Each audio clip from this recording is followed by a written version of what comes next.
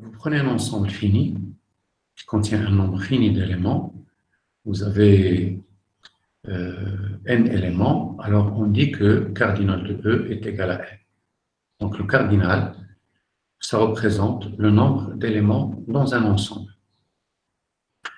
Et donc il est important de connaître le cardinal d'un ensemble si on n'a pas la liste. Si on n'a pas la liste de tous les éléments, il y a des méthodes il y a des formules pour pouvoir connaître le cardinal d'un ensemble fini.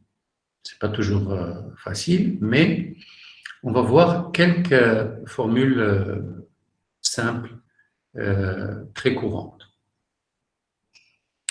Alors, on va commencer par le produit cartésien. Vous avez deux ensembles, E et F, et on considère un nouveau ensemble qui est le produit cartésien. Le produit cartésien, c'est l'ensemble des couples. Donc, le couple, il contient deux éléments. Le premier élément dans E, le deuxième élément dans F. Et donc, quel est le nombre de couples dans le produit cartésien? Donc, un couple, il y a un nombre de choix pour le premier terme et un nombre de choix pour le deuxième.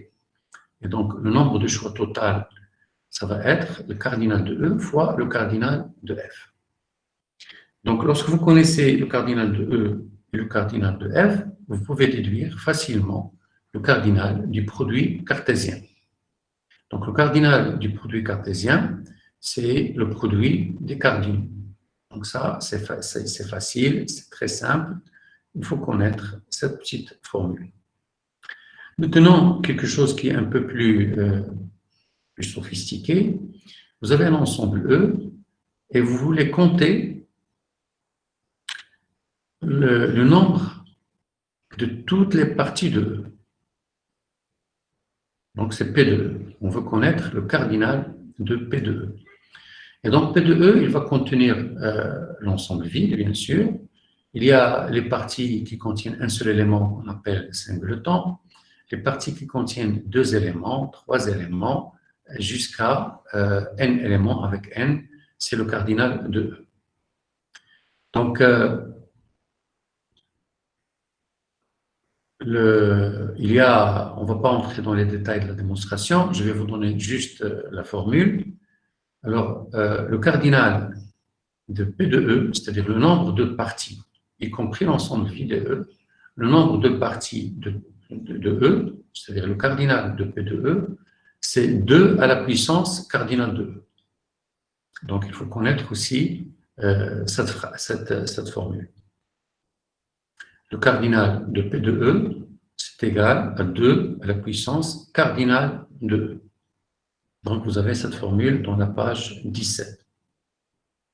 Maintenant, si vous voulez seulement le nombre des parties qui contient K éléments, seulement, on ne considère pas toutes les parties. Par exemple, quel est le nombre de parties qui contient 3 éléments? Alors, la formule, c'est la page 17. C'est la page 17. Alors, quel est le nombre de parties qui contiennent exactement 3 éléments?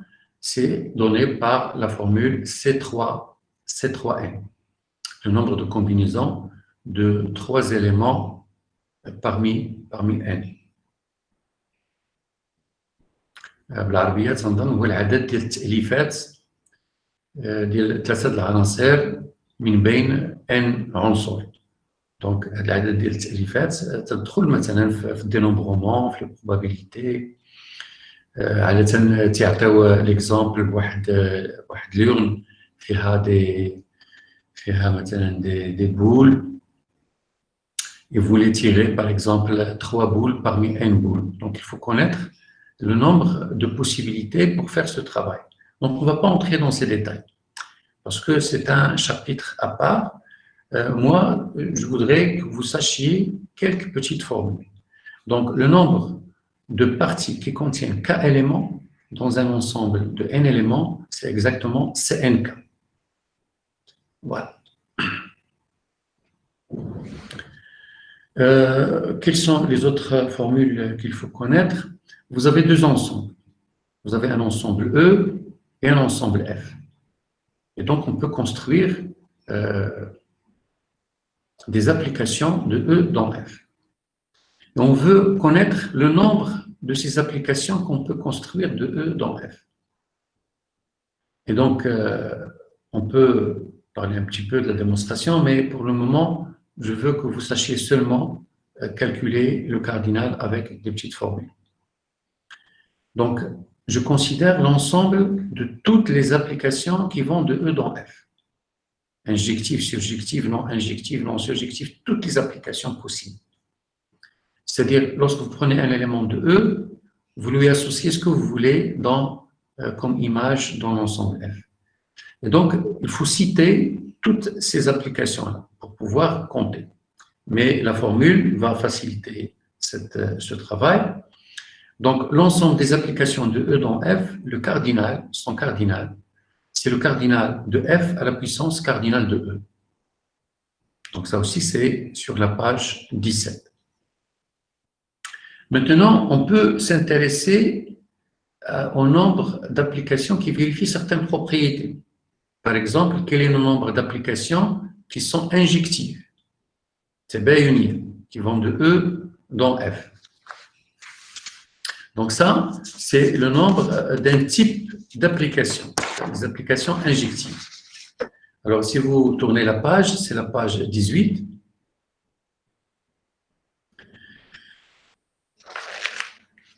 Alors, le nombre d'applications injectives de E dans F, c'est exactement ce qu'on note, c'est le nombre d'arrangements de n éléments parmi m. Bien sûr, il faut que m soit inférieur ou égal à m. Donc, le nombre d'applications injectives, on a le nombre, c'est facile, c'est le nombre d'arrangements de n éléments parmi m, donc ce qu'on note à nm. Donc, c'est m fois m-1 fois m-2 jusqu'à m-n plus 1. Donc, ça, c'est ce qu'on appelle العدد ديال الترتيبات ديال n عنصر من بين m عنصر، العدد ديال الترتيبات. Lorsque nous avons le même cardinal, le cardinal de E est égal au cardinal de F, on peut parler de bijection. Parce que pour avoir une bijection de E dans F, il faut qu'ils aient le même cardinal. Et donc, à ce moment-là, on peut compter le nombre de bijections de E dans E, par exemple, ou bien de E dans F s'ils ont le même cardinal, c'est exactement cardinal de E factoriel. Donc, si le cardinal de E est égal à n, le cardinal de ce qu'on nomme Sn, c'est le nombre de bijections de E dans E. Alors, le nombre de bijections, c'est exactement n factoriel. Voilà. Donc, je vous dis que ce paragraphe, il peut être très large, on peut entrer dans beaucoup de détails, mais malheureusement, le temps ne le permet pas.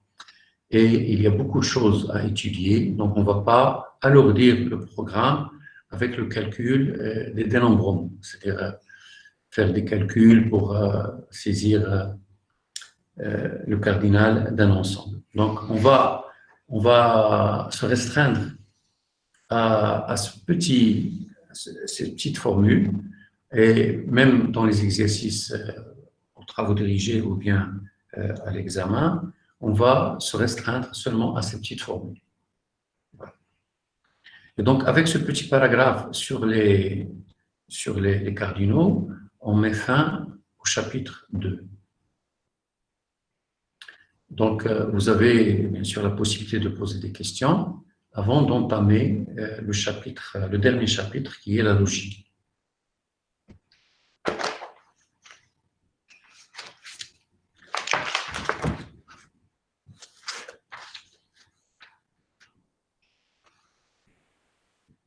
Je vais attendre 2 minutes ou 3 minutes avant de commencer le nouveau chapitre, s'il n'y a pas de questions, bien sûr. Je vais me baser, je vous ai envoyé déjà un PowerPoint concernant la logique. Donc, je vais me baser sur ces diapos pour faire le cours. Donc, si vous les mettez devant les yeux, c'est mieux.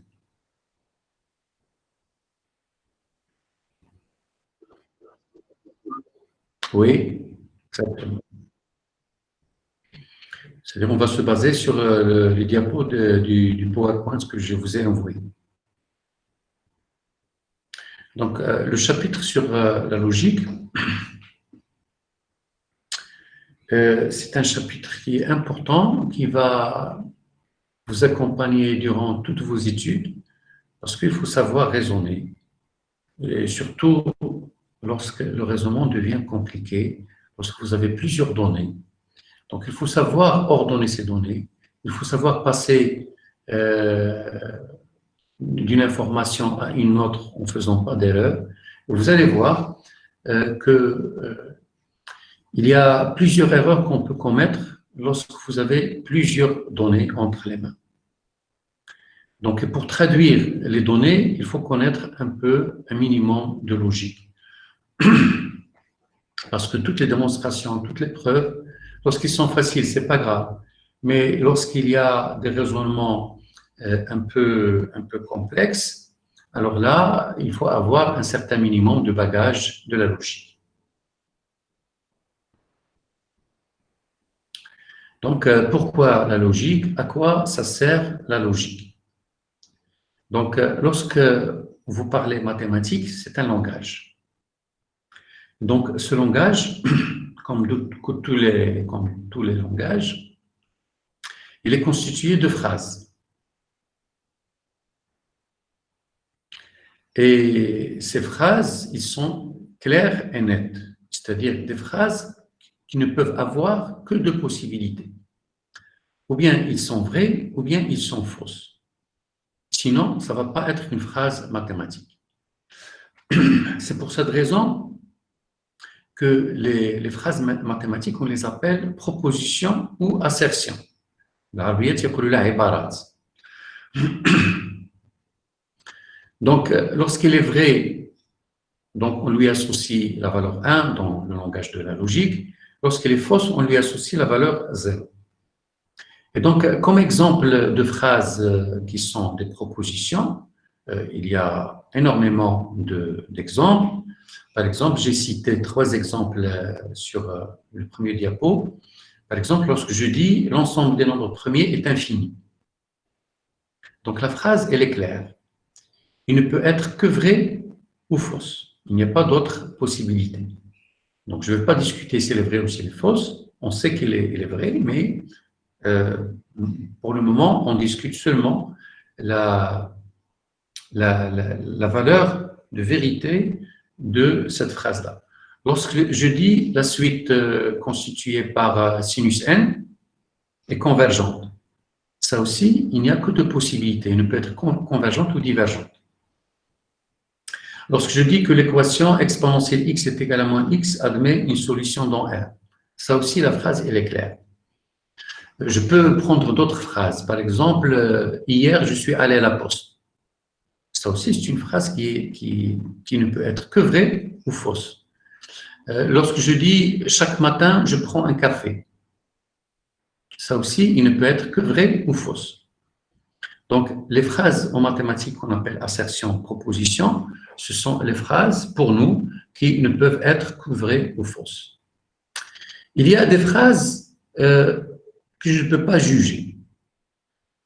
Pour les juger, il faut introduire beaucoup de notions. Par exemple, lorsque je dis « le chat est content », lorsque je dis « le chat est content », je ne peux rien dire. C'est du flou. Et effectivement, en mathématiques, il y a ce qu'on appelle la logique floue. C'est une autre branche. Ici, on parle de la logique claire et nette.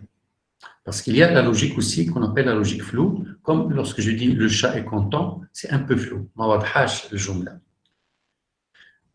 Pour clarifier cette phrase, c'est tout un travail.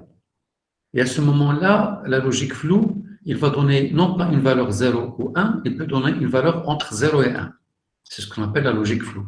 Lorsque vous dites le chat est content, vous pouvez associer un demi, un tiers, un dixième, 0,001, ou bien 1, lorsque vous êtes sûr que le chat est content. Donc, c'est ce qu'on appelle la logique floue, c'est un autre sujet. Lorsque je dis la fleur est belle, ce n'est pas une phrase mathématique parce que je ne peux pas associer clairement est-ce que c'est vrai ou c'est faux? Parce que la beauté, c'est quelque chose de relatif. Lorsque je dis aussi 10 000 est un nombre très grand, ou bien est un grand nombre, là aussi, il faut préciser. Qu'est-ce que ça veut dire un grand nombre? Donc, je ne peux pas dire que c'est vrai ou c'est faux.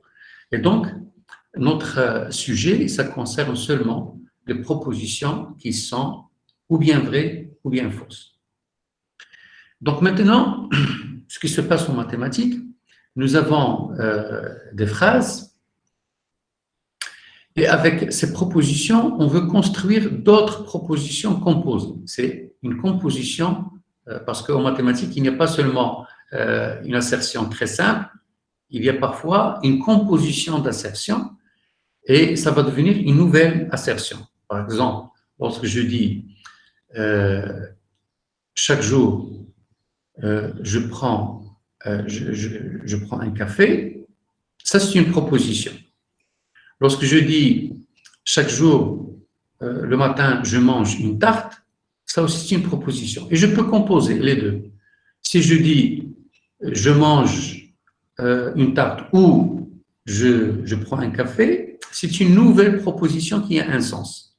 Si je dis je mange une tarte et je prends un café, c'est une nouvelle proposition.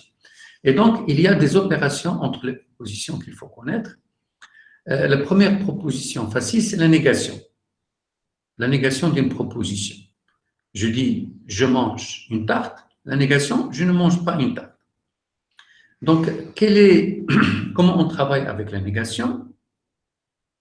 Donc, lorsque T est vrai, la négation elle est fausse. Et lorsque T elle est fausse, la négation elle est vraie, bien sûr. Donc, ça, c'est l'opération la plus simple.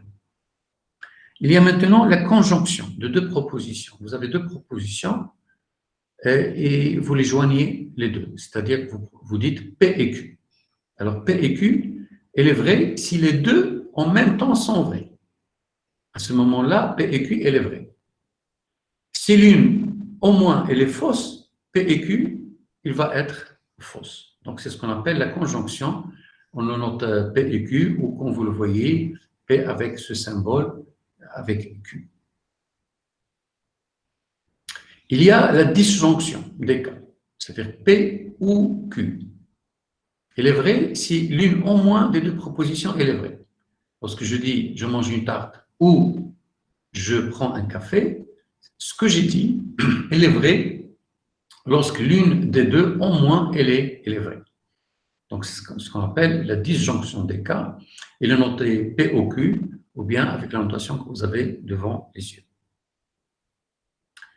Il y a une opération que je n'ai pas notée sur le diapo, c'est la disjonction exclusive. Lorsque je dis P ou bien Q, ce qu'on note avec delta, P delta Q. Donc, lorsque je dis P ou bien Q, c'est autre chose. Pour que cette proposition soit vraie, il faut exactement une de ces deux propositions qui soit vraie, et non pas les deux. Lorsque je dis je mange une tarte ou bien je prends un café, cette phrase, pour être vraie, il faut que je réalise l'une exactement de ces deux. Ou bien je mange une tarte, ou bien je prends un café. Si je le prends les deux, ça va pas être ou bien, c'est-à-dire ça va être faux. Si je ne prends ni café ni tarte, ça veut dire que la proposition est fausse. Donc, c'est la disjonction exclusive. Et ça, je ne l'ai pas mise sur le tableau parce qu'on ne l'utilise pas beaucoup. C'est très rare qu'on trouve une telle proposition. Donc, je l'ai évité. Maintenant, il y a une proposition qui est aussi intéressante, c'est l'implication. Vous avez P implique Q. Et là, je sais très bien que vous avez présenté un petit problème pour l'étudiant pour comprendre. Qu'est-ce que ça veut dire P implique Q? Quand est-ce que cette phrase elle est vraie et quand est-ce qu'elle est fausse? Je vais donner un exemple, on peut donner énormément d'exemples, mais je prends celui-là exactement. Je prends P, la proposition P, je vais à Rabat. Donc, ça c'est une proposition. Je dis, j'achète un livre de Rabat. Ça aussi, c'est une proposition. Donc, qu'est-ce que ça veut dire P implique Q? Ça veut dire, si je vais à Rabat, j'achète un livre. D'accord. Donc, tant que je ne suis pas allé à Rabat, ce que j'ai dit reste vrai. Vous ne pouvez pas me dire que vous avez menti. Le fait de ne pas aller à Rabat, ce que j'ai dit reste vrai. Quand est-ce que vous allez me dire que ce que j'ai dit est faux? Si je vais à Rabat et je n'achète pas un livre. Donc, l'implication, elle est toujours vraie tant que P est fausse. C'est-à-dire, tant que P n'est pas réalisé, ce qu'on dit, elle est vraie. Quand est-ce que l'implication, elle est fausse? Lorsque P est vrai, c'est-à-dire, je suis allé à Rabat, mais je n'ai pas acheté un livre. Donc, lorsque P est vrai, et Q, elle est fausse. Donc, pour cette raison, l'implication, elle est équivalente en sens de vérité, non P au Q. C'est-à-dire, si non P elle est réalisé, tout ce que j'ai dit reste vrai. Si P elle est réalisé, c'est-à-dire si je vais à Rabat, bien sûr Q, c'est je dois acheter un livre. Sinon, ce que j'ai dit va être un mensonge. Et donc, l'implication, elle est vraie si seulement si, dans deux cas, ou bien P fausse, ou bien Q vrai. Voilà. Donc, la valeur de validité, comme on va voir dans le tableau, c'est-à-dire le tableau de vérité, pour vérifier lorsque les propositions sont composées, sont complexes, on peut faire une table pour discuter tous les cas possibles. Et on va voir ça à la fin, la table de vérité des propositions. Alors, l'équivalence, c'est P implique Q et Q implique P. C'est-à-dire P et Q, ils ont la même valeur de vérité. Si P est vrai, Q est vrai. Si P est fausse, Q est fausse. C'est ça l'équivalence. Donc, ce sont les propriétés essentielles avec lesquelles on va jouer.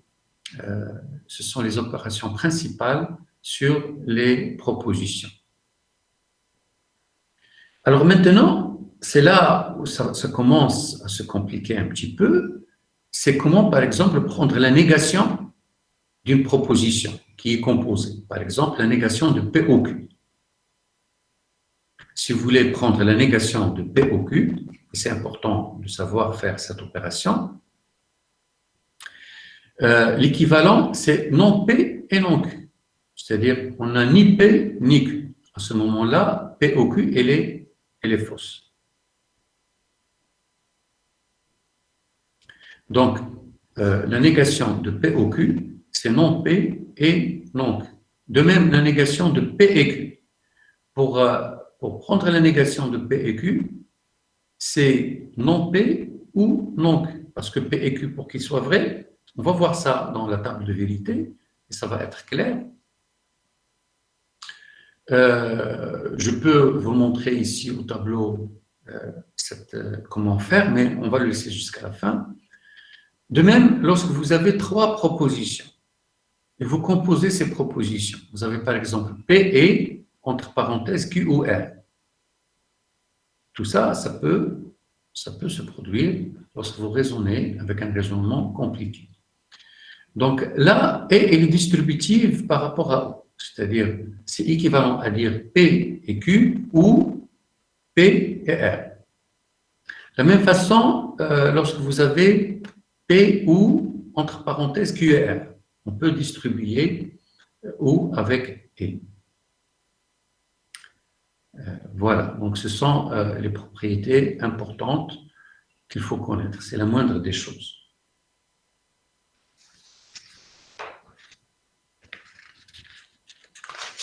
Je peux vous montrer ici au tableau, par exemple, comment montrer que la négation de P au Q, c'est non P et non Q. Je vais passer au tableau et vous montrer comment on fait. Donc, nous avons deux propositions. Et donc, chaque proposition, elle peut être vraie ou fausse. Donc, il y a deux choix pour P, et pour Q aussi, il y a deux choix. Donc, le nombre de choix total, c'est 4. Donc, comment on fait? Donc, vous faites un tableau. Donc là, c'est P. Et là, c'est Q. Alors, j'espère que vous voyez le tableau. Dites-moi. Oui, prof, ben. Oui, monsieur. Très bien. Donc, j'ai dit P, lorsqu'elle est seule, on ne peut avoir que deux possibilités, 0, 1. Mais lorsqu'il y a une autre proposition à côté, on va avoir 4 possibilités. Parce que 2 choix fois 2 choix, c'est 4. Donc, vous avez 1, 1, 0, 0, 1, 0, 1, 0. Donc, il y a 4 possibilités qui peuvent se produire. Là, les deux sont vrais, là, P vrai, Q fausse, et les autres cas. Donc, moi, je vais vérifier, par exemple, la validité de la première proposition où j'ai P au Q, non la négation. Donc, P au Q. P au Q. Donc, voilà, on va voir ceci. Donc, j'ai dit que P au Q, il faut que OK soit vrai, il faut l'une au moins soit vraie. Donc, elle est vraie ici, elle est vraie là, elle est vraie là, là, elle est fausse. Oui? Il y a une remarque? Donc, ça, c'est P au Q. Voilà la valeur de vérité suivant les cas possibles. Maintenant, la négation de ça, c'est-à-dire P au Q, je prends la négation. Donc, la négation, il prend la valeur contraire. Donc, ici, vous avez 0, 0, 0, et là, vous avez 1. Maintenant, je vais voir, pour comparer, non P et non Q. Alors, non P, je vais le mettre ici. Non P. Et là, je vais mettre non Q. Et enfin, non P et non Q. Non P et non Q. Terminé le tableau. Donc, vous avez non P, c'est la négation. Vous avez 0, 0, 1, 1. Vous avez non Q, c'est 0, 1, 0, 1. Et là, vous avez la conjonction de ces deux. C'est-à-dire, pour qu'il soit vrai, il faut que les deux soient vrais. Donc, il est vrai seulement ici. Donc, ici, c'est 1. Là, c'est faux, c'est faux, c'est faux. Et donc, normalement, pour dire que deux propositions sont équivalentes, il faut qu'ils aient la même colonne de vérité. Donc, vous avez cette colonne-là avec cette colonne-là. Donc, vous avez la même table de vérité pour ces deux, et donc on dit que P au Q, la négation, c'est non P et non Q. Voilà, c'est équivalent. Donc, la table de vérité, à quoi ça va servir?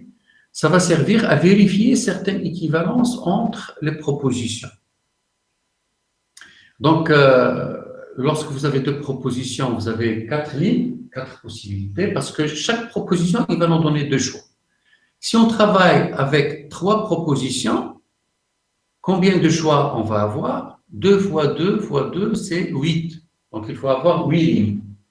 Si vous avez 4 propositions à discuter et à voir ce qui se passe avec les 4 propositions, c'est 2 à la puissance 4, c'est 16. Donc, il faut avoir 16 lignes. Mais normalement, pour être sûr de votre raisonnement, normalement, on pose cette table de vérité et là, nous sommes sûrs qu'on n'a pas commis d'erreur, qu'on n'a pas oublié des cas durant le chemin. Voilà. Alors maintenant, on va passer au quantificateur. Donc, je prie Sarla de changer le diapo. Voilà, merci. Alors, en mathématiques, il y a des propositions qui dépendent d'un paramètre. Par exemple, lorsque je dis x moins 1 positif. Ici, x, c'est un paramètre. Donc, je ne peux pas dire c'est vrai ou c'est faux. Je dois ajouter un symbole qu'on appelle quantificateur. Il y a 2 quantificateurs importants. C'est quel que soit x, et il existe X. Donc, quel que soit, c'est le quantificateur universel, et il existe, c'est ce qu'on appelle le quantificateur existentiel. C'est des mots, ce n'est pas la peine de les apprendre. L'essentiel, vous connaissez le sens de ces symboles. Quel que soit X, c'est pour tout X. Il existe, vous connaissez ce que ça veut dire, il existe. Donc, pour préciser une proposition qui contient un paramètre, il faut ajouter un quantificateur. Donc, par exemple, vous avez la proposition S, où il y a, quel que soit X appartenant à E, nous avons P de X. Donc, ça, c'est une proposition. Si je veux prendre la négation, ça va donner, quelle est la négation de chaque jour je prends un café? La négation, c'est il Un existe. jour, j'ai pas pris le café. Voilà, il existe un jour où je n'ai pas pris un café. Donc, il existe X tel que non P. La même chose, lorsque je dis il existe X tel que P de X, la négation, c'est tous les jours, je n'ai pas pris un café. Quel que soit X, on a non P de X. Je peux ajouter une autre proposition, dire qu'il existe X tel que P et il existe X tel que non P. Ça aussi, c'est possible. Par exemple, il existe un jour où j'ai pris un café, il existe un jour où je n'ai pas pris un café. Ça aussi, ça a un sens. Mais l'essentiel dans tout ça, c'est de savoir jouer avec les quantificateurs. Parce que le jeu va... Oui. Et si il existe unique, quelle est sa négation? Oui, c'est vrai. Je n'ai pas voulu parler parce que ça ne revient pas souvent dans les démonstrations. Les démonstrations, qu'est-ce qu'on fait? On sépare les deux. On dit, je vais l'écrire au tableau, il existe X tout d'abord qui vérifie P. On démontre, parce que la démonstration, elle est séparée en deux. On démontre l'existence, ensuite on démontre l'unicité. Donc, je vais vous écrire ici au tableau, mais comme j'ai dit, on ne trouve pas écrit explicitement dans la logique. Dans le théorème, on dit il existe un unique. Donc, si vous voulez, je vais parler de ce, puisque vous l'avez dit. Lorsqu'on dit il existe X unique tel que P de X. Donc, il y a deux choses. Il existe X et il y a unique. Donc, c'est une proposition qui contient deux propositions. Tout d'abord, il existe X appartenant à E tel que P de X. Ça, c'est la première. Et la deuxième, c'est l'unicité. Comment on démontre l'unicité? On dit, quel que soit Y appartenant à E, si vous avez P de Y, ça implique que X égale à Y. C'est-à-dire qu'il faut décomposer il existe un seul unique. Ce qu'on note comme ça, on note il existe un unique X appartenant à E tel que P de X. Normalement, dans les livres, on ne trouve pas cette écriture.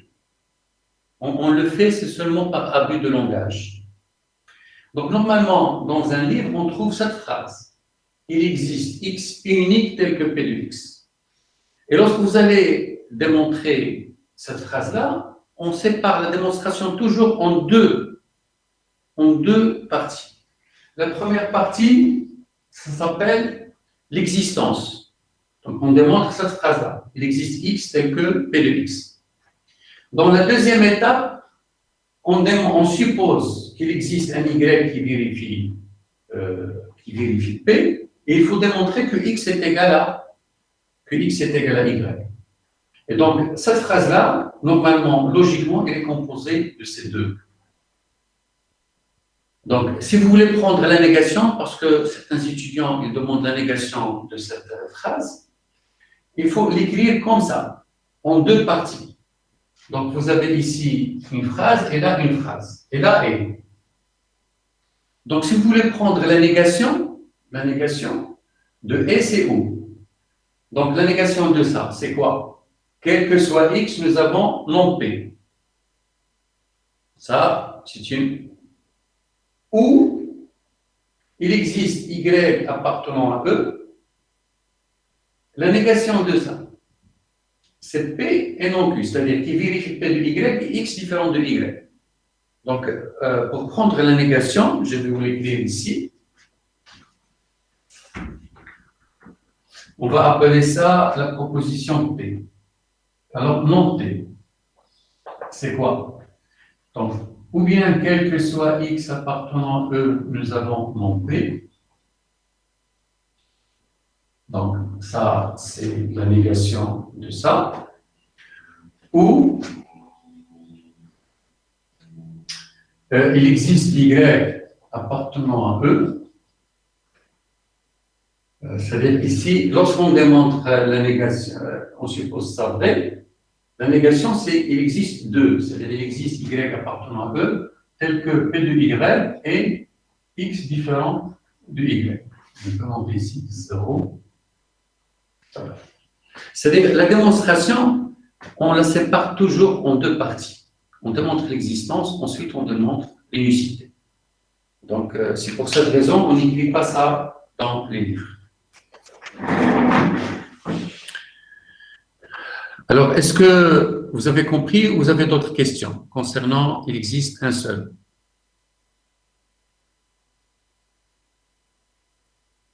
C'est compris, bien sûr. Très bien. Très bien. Alors, maintenant, je répète, ici, il existe un seul. Dans les livres, on l'écrit en phrase. C'est-à-dire, on fait la démonstration toujours en deux parties. On démontre l'existence.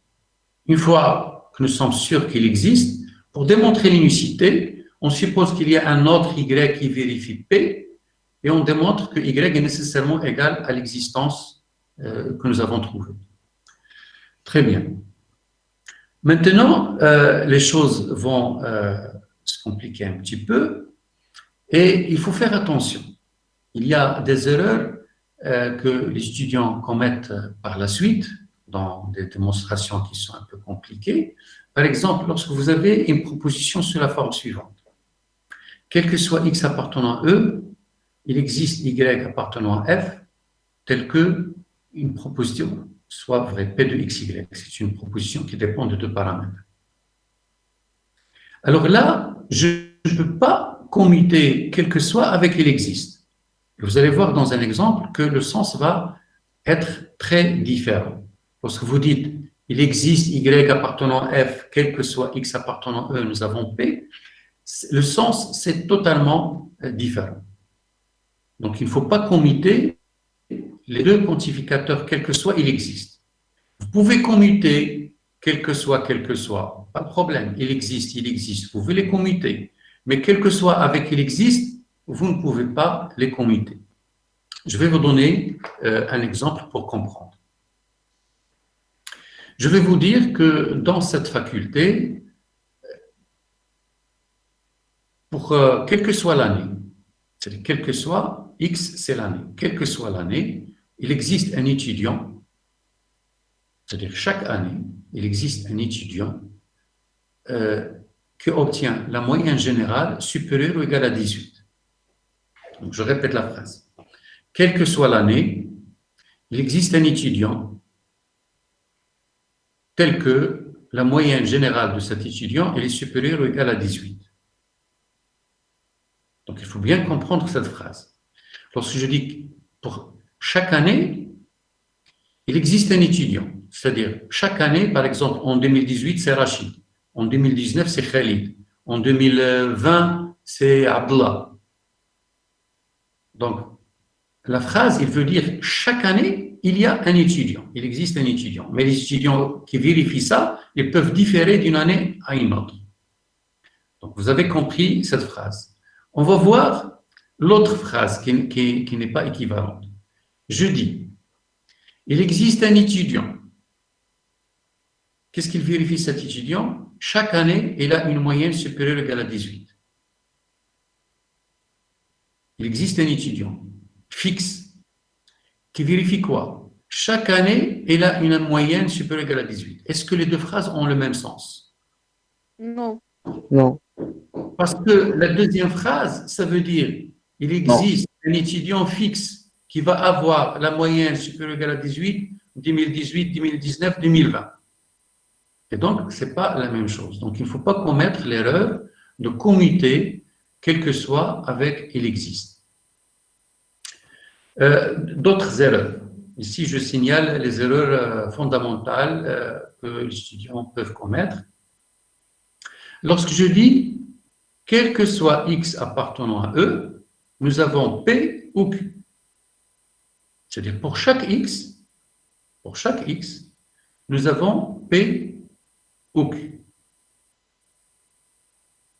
Je vais donner un exemple pour comprendre. Chaque jour, je prends un café ou je prends un thé. Chaque jour, je prends un café ou je prends un thé. Très bien. C'est-à-dire, chaque jour, par exemple, hier c'était un thé, aujourd'hui c'est un café. Avant-hier c'était peut-être un thé. Donc, l'essentiel, c'est que l'une des deux soit vraie. Maintenant, lorsque je dis chaque jour, je prends un café ou chaque jour, je prends un thé. Le sens, elle est totalement différent. Parce que dans la deuxième phrase, qu'est-ce que j'ai dit? Chaque jour, je prends un café. C'est-à-dire, chaque jour, je n'ai pas le choix. Je prends toujours un café. Chaque jour, je prends un café. Ou, l'autre phrase, chaque jour, je prends un thé. Donc là, le sens, c'est différent. Parce que dans la première, chaque X, il va vérifier P ou Q. Mais la deuxième, il vous dit, nous avons le choix entre deux choses. Ou bien chaque jour, tu prends un café, ou chaque jour, tu prends un thé. Et donc, ce n'est pas la même chose. Donc, il ne faut pas distribuer, quel que soit, sur P ou Q. La même chose lorsque je dis, il existe X qui vérifie P et Q. Remarquez le sens de la phrase. Il existe X fixe qui va vérifier les deux en même temps. C'est-à-dire, il va exister un X0 bien déterminé qui va vérifier P et va vérifier Q. Le même X0. Lorsque je dis l'autre partie de la phrase, il existe X qui va vérifier P et il existe un X qui va vérifier Q. Le problème, c'est que cette phrase, il se peut que l'existence, la première existence et la deuxième ne sont pas la même. C'est-à-dire qu'il existe X1 qui va vérifier P, c'est bien. Et il existe un X2 qui va vérifier Q. Donc la deuxième phrase, il va vous donner l'existence pour P X1 et l'existence pour Q un X2. Alors que la première phrase que nous avons citée, il existe le même X qui va vérifier P et Q en même temps. Et donc, c'est ce genre de complications logiques qu'il faut faire attention. C'est pourquoi on met un cours de logique, c'est pour bien distinguer les phrases, et surtout lorsqu'ils se compliquent. Voilà.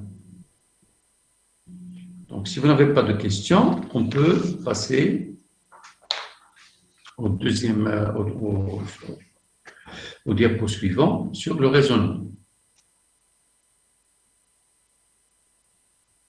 Oui, dites-moi. Monsieur, quelle est la différence entre ou et ou bien? Voilà. Alors, je vais l'écrire au tableau. C'est une bonne question. Alors, toujours, c'est la table de vérité pour bien voir ces choses. Et on va discuter. Donc, vous avez P, vous avez Q, vous avez P au Q, et vous avez P ou bien Q. Ou bien ou bien. Ou bien, il ne te donne pas le choix. Ou bien P ou bien Q. Ça, c'est ce qu'on note comme ça. Et ça, c'est ce qu'on note comme ça. Donc, puisque vous avez deux propositions, il va y avoir quatre possibilités. Donc, la première, la deuxième, la troisième et la quatrième. Donc, 1, 1, 0, 0. Vous avez 1, 0 et 1, 0. Donc, P au Q, pour qu'il soit vrai, on a besoin que l'une au moins soit vraie. Il ne se peut que les deux soient vrais. Et donc, là c'est vrai, là c'est vrai, là c'est vrai, là c'est faux. C'est ça P au Q. Par exemple, je vous dis, c'est Khalid, vous allez prendre une banane ou une pomme. C'est différent si je vous dis, vous prenez une banane ou bien une pomme. Ou bien, ça veut dire que vous ne devez pas prendre les deux. Vous avez le choix, uniquement un seul choix. Vous prenez une banane ou bien une pomme. Donc là, il faut que l'une exactement soit vraie. Il ne faut pas que les deux soient vraies.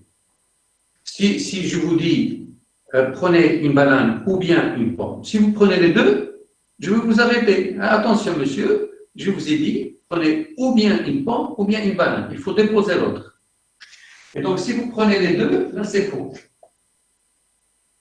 Parce que c'est ou bien. Là, c'est vrai et là, c'est faux. Donc, c'est ça la différence entre ou vous pouvez avoir les deux. Ou bien, non. Vous ne pouvez pas avoir les deux. Vous devez avoir seulement une des deux propositions. Donc, c'est ça la différence entre ou et ou bien. Merci, c'est très bien. Très bien. Alors maintenant, on va passer au raisonnement, et ça c'est important. Alors on va voir comment notre cerveau il raisonne. Donc normalement, dans la plupart des cas, vous avez quelque chose qui est vrai, P, et vous voulez faire un raisonnement, c'est-à-dire, c'est ça ce qu'on va discuter, pour arriver à une autre proposition Q. C'est ça à quoi on veut arriver. Donc là, on va voir qu'il y a 4 possibilités au moins de raisonnement. Donc la première, c'est l'implication directe. Vous dites que x égale à 1, donc directement x plus 1 est égal à 2. Donc ça, c'est le raisonnement direct qui se base sur des informations vraies. Donc il y a l'implication directe. Vous allez comme ça et vous démontrez directement et impliqué. C'est l'implication directe.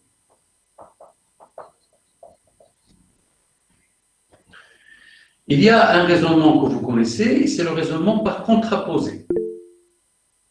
Vous supposez que Q elle est fausse et vous démontrez que nécessairement P doit être fausse. C'est ce qu'on appelle le raisonnement par contraposé. Donc, il y a l'autre raisonnement, vous supposez non Q et vous allez démontrer non Q. Quelle est la différence entre les deux raisonnements? Parce que notre cerveau, il va travailler sur des hypothèses. Il y a des hypothèses qui sont faciles à manipuler et il y a des hypothèses qui sont difficiles, plus ou moins, c'est-à-dire la difficulté de manipuler un raisonnement. Donc, si P elle est facile à manipuler, on fait un raisonnement direct. Si non Q, elle vous donne plus de possibilités, plus d'informations, donc on raisonne sur non Q et on démontre non Q. Donc la différence, il faut choisir. Quelle est la plus simple à manipuler? Quelle est l'hypothèse qui va me donner plus de possibilités pour raisonner? C'est ça la différence de raisonnement. Vous choisissez le travail avec P ou le travail avec non Q. Ils sont différents. صدقنا برهان Oui, نعم. إلا بغينا نديرو لا برهان نعملوا البرهان ديال بان هذه تتابليكي هذه. C'est la table de vérité. C'est toujours la table de vérité. Vous faites la table avec 4 lignes. Vous mettez la table de vérité de PQ et la table de vérité de non-Q implique non-P. On peut le faire si vous voulez.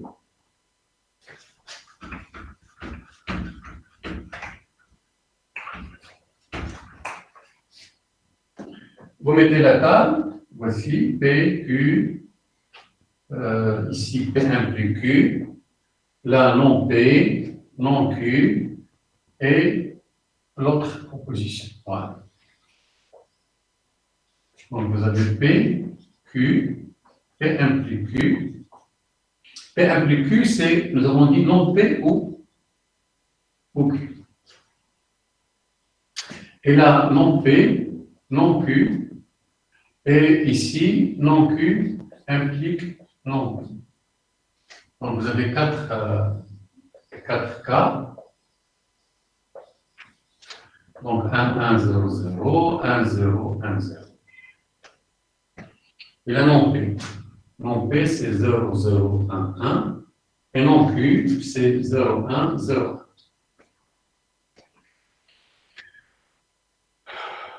Donc ici, tant que P est fausse, ceci est vrai. Quand est-ce que l'implication elle est fausse? Lorsque P est vrai, c'est seulement dans ce cas-là. C'est là où c'est faux. C'est non P au Q. Voilà non P au Q. Vous avez 1, 1, c'est là où il y a 2, 0, ça vous donne 0. Il y a 0, 1, donc 1. C'est non P au Q. Maintenant, Q bar implique P bar, c'est non Q, non deux fois, ou P bar. Qu'est-ce que vous allez trouver? C'est Q, exactement ça. Ça, c'est la même chose que ceci. Parce que non deux fois, c'est Q, ou P bar, c'est la même chose.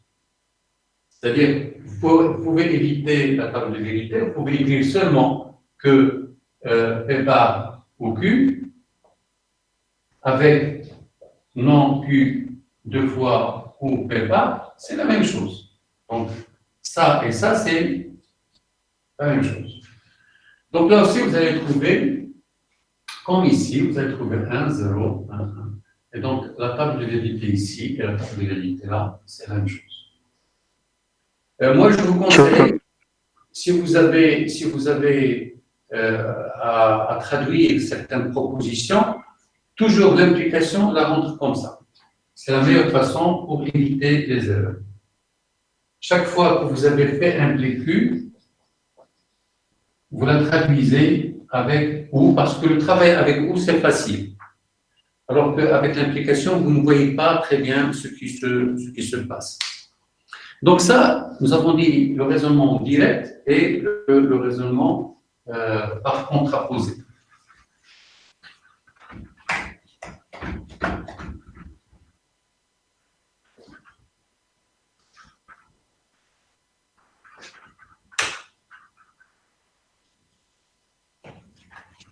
Si vous voulez, vous pouvez revenir à l'exemple que je vous ai donné au départ. Je vous dis, si je vais à Rabat, je vous achète un livre. Quelle est la contraposée? Si je n'achète pas un livre, ça veut dire que je ne suis pas allé à Rabat. Exactement. C'est l'intuition.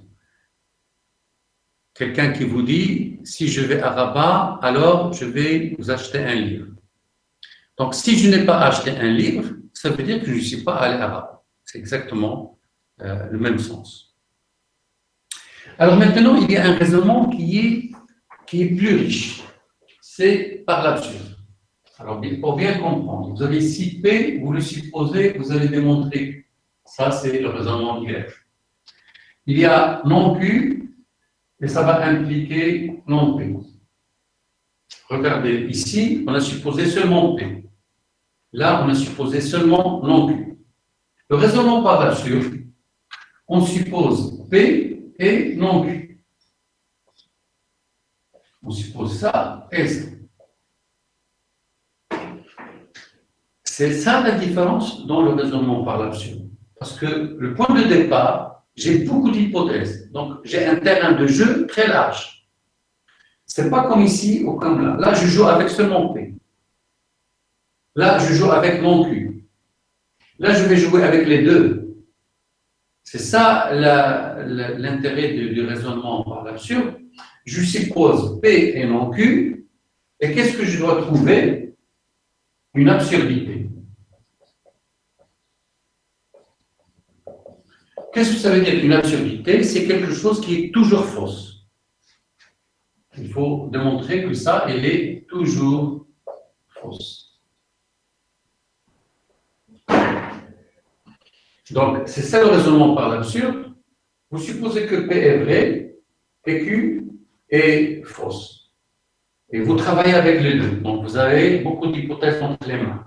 Donc, le terrain de jeu, il est plus large. Mais qu'est-ce qu'il faut faire avec ces deux? Il faut arriver à quelque chose qui est totalement fausse. À ce moment-là, vous avez P qui implique Q. Vous ne pouvez pas avoir P et en même temps non Q. Donc ça, c'est le raisonnement par l'absurde. Quelle est la différence? C'est seulement les outils de jeu. Là, vous avez seulement P, là, vous avez seulement non Q, là, vous travaillez avec les deux. Vous supposez les deux, mais il faut arriver à quelque chose de faux. Alors, le dernier type de raisonnement,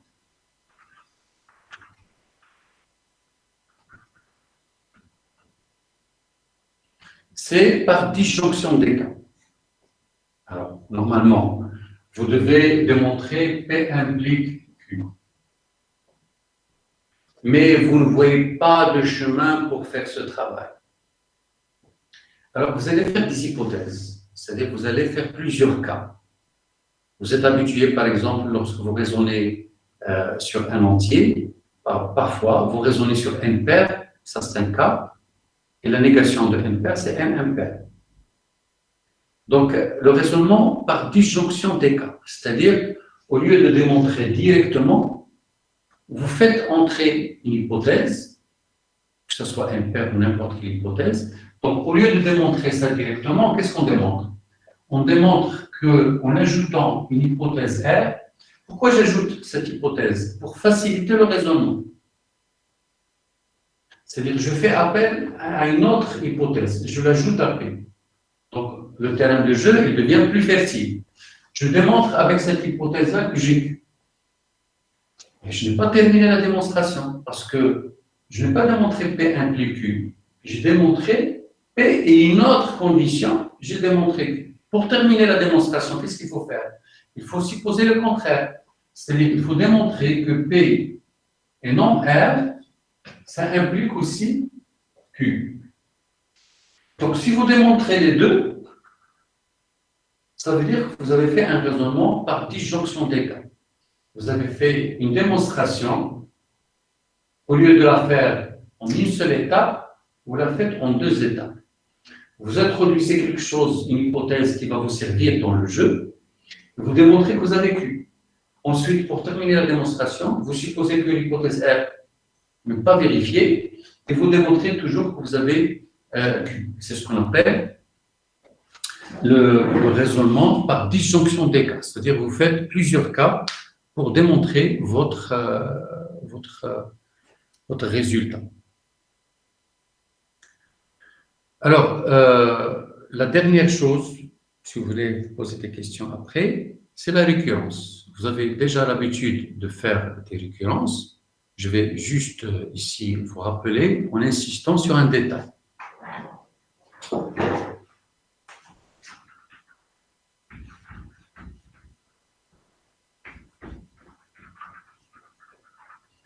Donc, normalement, vous avez une propriété qui dépend de n.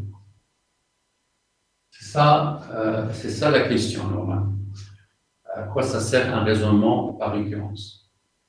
Mais il faut préciser pour quel n. Normalement, c'est très important de dire c'est pour n supérieur ou égal à 0, à 1, à 2, je ne sais pas, suivant P de n. Donc, il faut préciser le point de départ. Dire que je veux démontrer Pn pour n supérieur ou égal à n0. Donc, qu'est-ce qu'on fait toujours? On démontre que Pn0 est vrai. Le premier pas, on démontre qu'il est vrai. C'est bien. Ensuite, on va démontrer non pas que les Pn sont vrais, on va démontrer qu'une implication elle est vraie. C'est-à-dire, quelle est cette implication? Qu'est-ce qu'il dit? Il dit que si P elle est vrai à l'ordre n, alors Pn plus 1 aussi elle est vraie. Donc, il faut démontrer ça, l'implication. Démontrer une implication, ça ne veut pas dire démontrer Pn vrai. Non, vous supposez Pn vrai et vous démontrez que Pn plus 1 est vrai. Mais cette implication, il doit être vrai pour n supérieur ou égal à n0.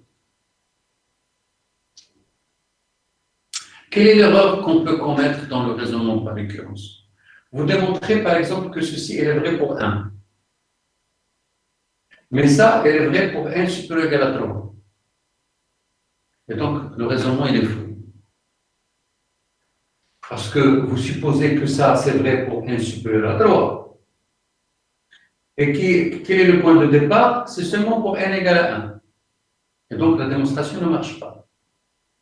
Donc, ce qu'il faut démontrer, c'est que cette implication, elle est vraie à partir de ce n0. Il faut faire attention, il faut vérifier, parce qu'il ne s'agit pas de vérifier que Pn implique Pn plus 1, mais à partir de quel n? Pour quel n? Alors, pour les n supérieurs ou égal à n0. À ce moment-là, ça s'appelle la récurrence simple. Parfois, on a besoin, dans la démonstration, de faire un autre raisonnement que celui-là.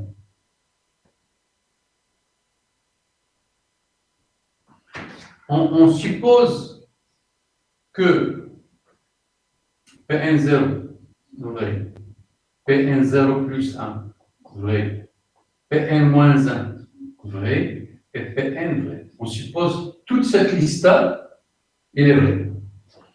Parce que ça va rentrer dans la démonstration. Je n'ai pas besoin seulement de Pn vrai pour démontrer l'implication. Pour démontrer l'implication, Pn plus 1, j'ai besoin de supposer tout ça. C'est-à-dire pour tous les cas inférieurs ou égal à n, toutes les propositions ici sont vraies. Donc, je suppose que ça c'est vrai et je démontre Pn plus 1. C'est ce qu'on appelle la récurrence forte.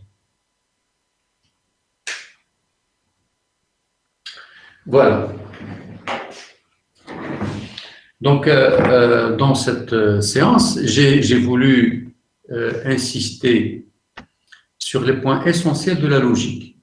Donc, vous avez le cours PDF, vous avez ce PowerPoint avec une audio.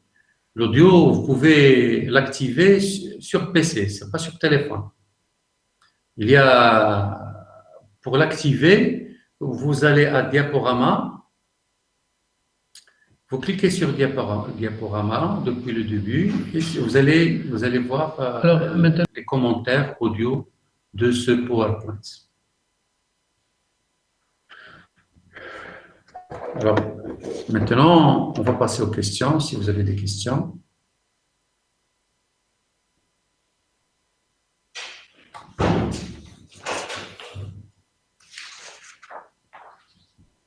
Monsieur, Oui, est-ce que P ou Q est égal à Q ou P? oui, bien sûr. POQ et QOP, c'est la même chose. La même chose avec et. La même chose avec ou bien. C'est commutatif. Les opérations fondamentales des propositions, bien sûr, P implique Q, ce n'est pas Q implique P. Mais avec ou bien et, vous pouvez commuter. Vous pouvez commuter quel que soit avec quel que soit. Il existe avec il existe. Vous pouvez commuter. Je vais prendre un exemple, si vous voulez, pour vous encourager à poser des questions. On va parler, par exemple, de la continuité uniforme sur un intervalle. Je vais donner la définition et on va essayer de prendre la négation.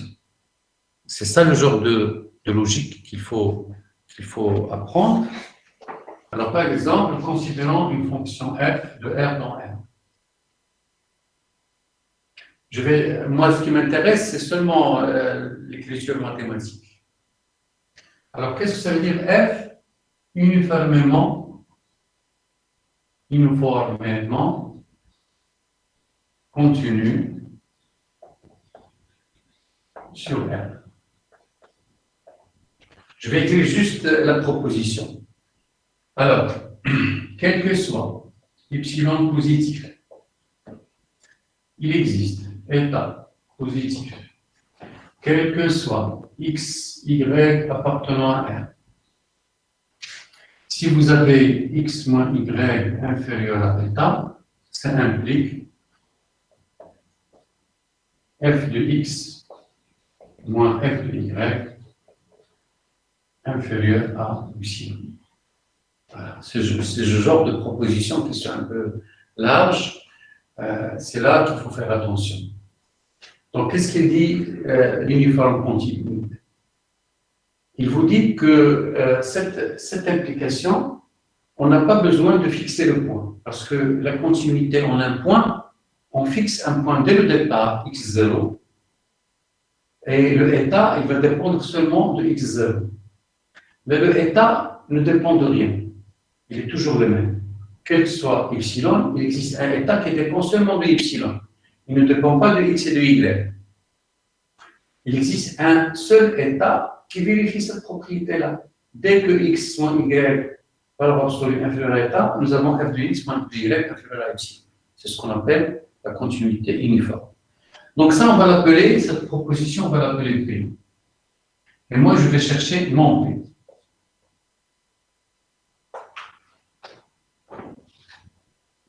C'est là où il faut connaître un peu de logique pour ne pas commettre d'erreur. Donc, lorsque je prends la négation de ça, quel que soit, ça devient il existe.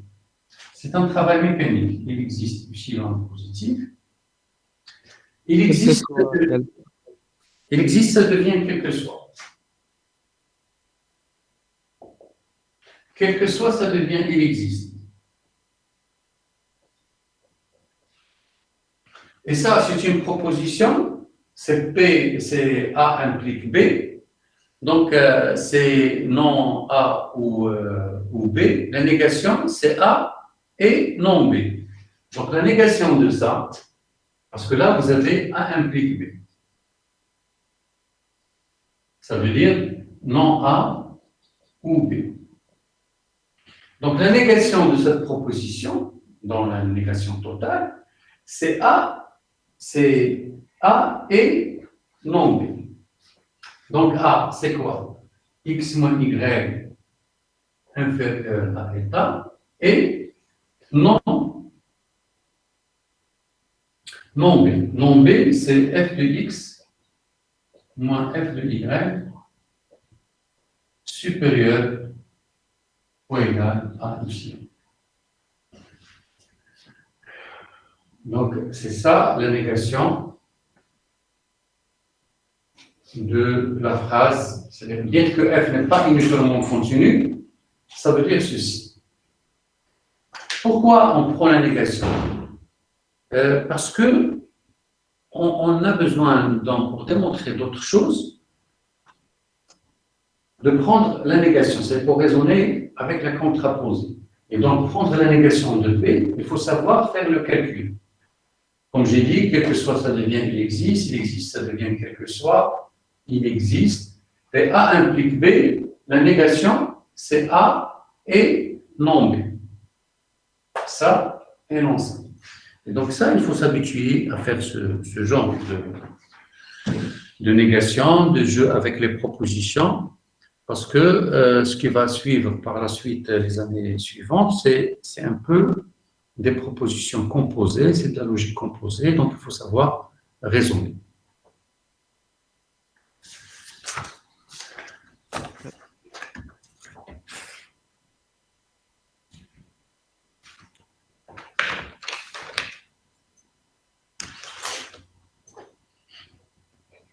Donc pour les séances qui vont suivre Ça va être seulement des séances d'exercices et de questions. Donc, le cours, il est terminé aujourd'hui. Et donc, on va réserver les 2 séances du mardi et du jeudi à 10h15 à faire des exercices. Donc, il y a les exercices de travaux dirigés, il y a aussi les exercices, les contrôles, les examens précédents. Donc, essayez de travailler bien, essayez de faire les questions sur le cours, les questions sur les travaux dirigés, et comme ça, Inch'Allah, on va arriver confortablement à les examens. D'accord. Merci, monsieur. D'accord, merci. Oui. Merci, monsieur. Merci beaucoup. Avec grand plaisir. Et Merci. vous avez toujours la possibilité des questions, aussi bien sur WhatsApp que pour les séances que nous faisons mardi et jeudi, Inch'Allah. Donc, je vous souhaite un bon travail et à la prochaine, Inch'Allah.